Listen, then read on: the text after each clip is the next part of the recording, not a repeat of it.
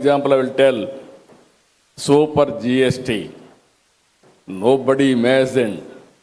And also all opposition parties. Even my secretaries came and told me, sir, if you do this, Andhra Pradesh will have so many difficulties.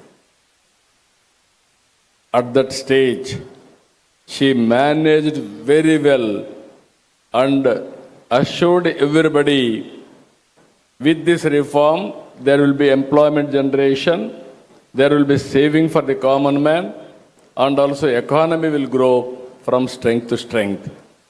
That is our, so many, if you see in any institution, there are some deficiencies. Even in our economy, there are some structural deficiencies. One by one she is correcting, she is strengthening the nation by strong financial systems. I really appreciate. మనందరం కూడా మనస్ఫూర్తిగా వారిని అభినందించే సమయం. అలాంటి wonderful work she is doing. I really appreciate madam for extraordinary performance. ఈరోజు ఇంకొక ప్రధానమైన కార్యక్రమం మీరు చూస్తే ఇండియన్ ఇన్స్టిట్యూట్ ఆఫ్ ఆస్ట్రోఫిజిక్స్తో ఒక ఎంఓయు చేశాం. 5 ఎకరాల భూమి కూడా ఇచ్చాం. ఇక్కడ ప్లానెటోరియం ఎడ్యుకేషన్ సెల్ ఎస్టాబ్లిష్ చేయడానికి ముందుకొచ్చారు. మైసూరు తర్వాత ఇక్కడ స్టార్ట్ చేశారు.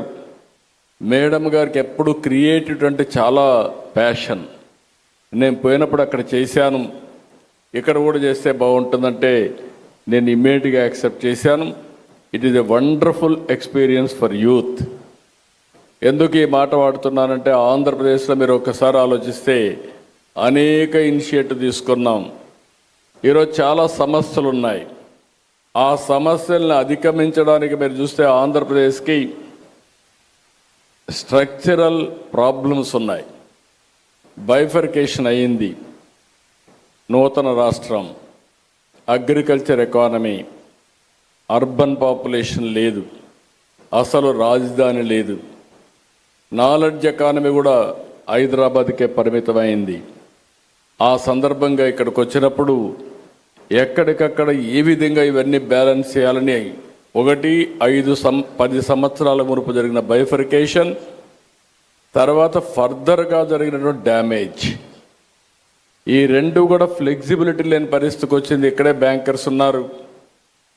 మొత్తం రాష్ట్రంలో తిరిగి బ్యాంకు రుణాలు కూడా పే చేయలేని పరిస్థితికి వచ్చాం. ఇప్పుడిప్పుడు అవన్నీ రివైవ్ చేస్తున్నాం. ఎక్కడ చూసినా అన్నీ జరిగే పరిస్థితి వచ్చింది. అయితే ఒక మాటలో చెప్పాలంటే ఇవన్నీ చేయగలిగామంటే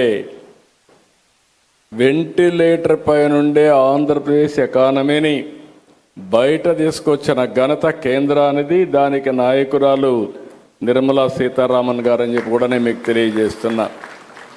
పేషెంట్ అయితే బయట రాగలిగాం, కానీ ఇంకా కూడా నిలదొక్కోవాల్సిన అవసరం ఉంది. నాకు ఆ నమ్మకం ఉంది.